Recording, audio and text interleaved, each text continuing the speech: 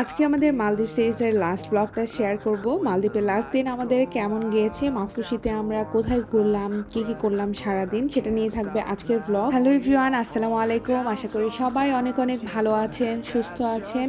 Welcome to my new blog. দেখতে দেখতেই এভাবে আমাদের পুরো ট্রিপটা শেষ হয়ে গেল।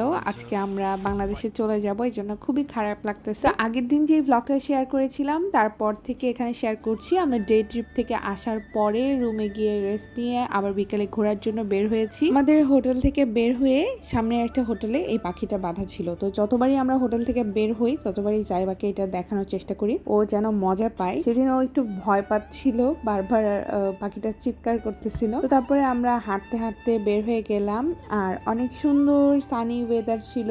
সূর্যটা তখন একদমই পারফেক্ট ছিল, মানে খুব বেশি রোদও না, আবার রোদটা চলেও যায়নি। ট্যুরে গেলে আসলে দৌড়ের উপর থাকতে হয়। সৌরভ আমাকে বলেছিল যে এবার ফার্স্ট টাইম আমরা বাচ্চাকে নিয়ে ট্যুর দিচ্ছি, একটু রিল্যাক্সে ঘুরবো, বসে থাকবো এরকম, বাট মোটেও সেরকম কোনো ট্যুর ছিল না। আমরা কিন্তু দৌড়াদৌড়ি করেছি, ঘুরেছি। তো তারপর এই দিন হচ্ছে কিছু ছবি তুলে নিলাম প্রথমে, যে সাইডটাতে আমরা যাই নাই, ওরা আমরা সানসেট দেখতেছিলাম বসে থেকে অনেকক্ষণ ধরে। যারা আসলে রিল্যাক্স ট্যুর দেয় তারা একটা জায়গা অথবা দুইটা জায়গায় মুভ করে, বাট আমরা আসলে ওই টাইপের পার্সন না। শান্তি পাই না না ঘুরে, মনে হয় একটা দেশে গেলে যতটুকু পারা যায় একটু ঘুরে দেখি, কারণ এক দেশে বারবার যাওয়ার বা রিপিট করার ইচ্ছা নাই। আমাদের দুইজনেরই ঘুরতে অনেক ভালো লাগে, ইচ্ছা আছে যে অনেকগুলো দেশ ঘুরে দেখবো। সো ওভারঅল আমাদের ট্যুরটা ভালোই গিয়েছে আলহামদুলিল্লাহ, সেরকম বড় কোনো সমস্যা হয়নি, ভালোভাবেই ট্যুরটা শেষ হয়েছে। আমি আমার পুরো সিরিজটার উপরে একটা শর্ট ব্লগ বানানোর ট্রাই করব, যেটা দেখে আপনারা মালদ্বীপে কেউ গেলে ট্যুর প্ল্যান করতে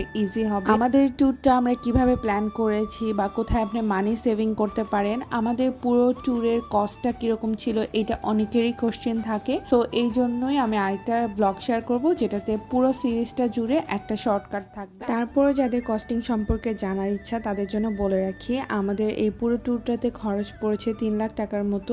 এর চেয়ে কম বেশি টাকায়ও আপনারা ঘুরতে পারবেন, আর এই কস্টিংটা আমাদের ওয়াটার ভিলার কস্টিং। চাইলে এর চেয়ে কম টাকায়ও মালদ্বীপ ঘুরে আসতে পারেন, অথবা যদি শুধু মাপুসিতে যেয়ে থাকে তাহলে আরো অনেক কম খরচ হবে। আরেকটা কথা বলি, সেটা হচ্ছে আমাকে ইনবক্সে অনেকেই বাচ্চার ব্যাপারে অনেক কিছু জানতে চেয়েছেন, ট্রাভেল রিলেটেড, যে বাচ্চাকে নিয়ে ট্রাভেল করলে কি কি ধরনের এক্সপিরিয়েন্স বা অনেক ধরনের কোশ্চেন আসছে অনেকের। এটার জন্য আমি আলাদা একটা ভ্লগ বানাবো, সেটাতে আমি বাচ্চার ব্যাপারে ডিটেইলসে শেয়ার করব, তাহলে অনেকের জন্য হেল্প হবে। এই দিনটা আমরা অনেক সময় বিচের পাড়ে বসেছিলাম এবং টোটালি এনজয় করেছি, ছবি কম তুলেছি আর তেমন কিছু করিনি। তারপর আমরা যেখান থেকে ডে ট্রিপে গিয়েছিলাম সেখানে আসলাম ফটোস ভিডিওস কালেক্ট করার জন্য। তারপরে রাতে আমরা হোটেলে চলে গেছি, আর কোনো ফুটেজ নেইনি। এটা হচ্ছে পরের দিন সকালবেলা, যেদিন আমরা বাংলাদেশে ব্যাক করব। আমি একটু ভালো করে সকালবেলা এদিকে ওইদিকে দেখতেছিলাম, ভিডিও করতেছিলাম, কারণ এই হোটেল থেকে চলে যাব, মানে এই দেশ থেকেই চলে যাব, এই জন্য আমার একটু খারাপ লাগতেছিল, চিন্তা করতেছিলাম। সৌরভ আমাকে নিচে নাস্তা করার জন্য ডাকতেছিল, আমি উপর থেকে ভিডিও ফুটেজ নিচ্ছিলাম,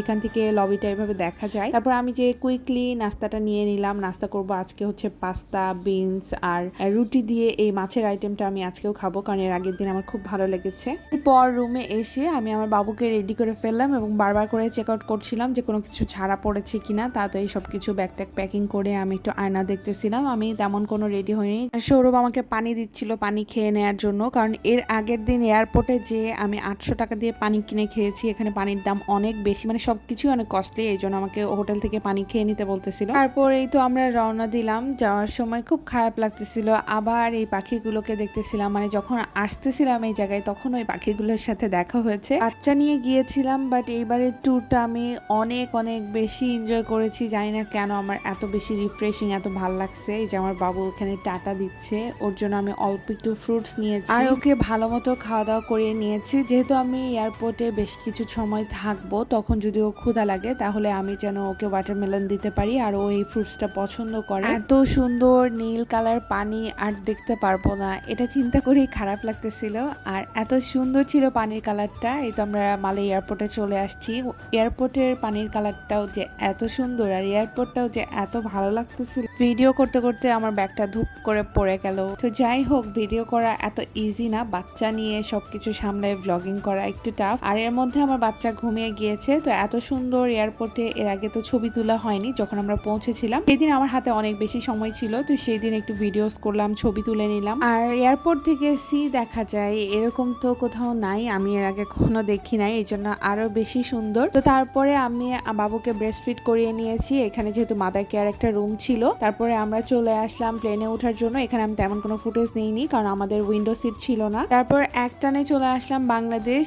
আর এই প্লেনের মধ্যে বাচ্চাকে রাখাটা একটু কঠিন, বাট ও খুব একটা ডিস্টার্ব করেনি। আমি ওকে একটু আর্লি উঠিয়েছি যেন প্লেনের মধ্যে ও বেশিটা সময় ঘুমিয়ে থাকে। এভাবেই ও কিছুটা সময় ঘুমাইছে আর কিছুটা সময় খেলছে, একটু ডিস্টার্ব করছে, চলে আসছে এভাবেই। So that's it for today. আল্লাহ হাফেজ, টাটা।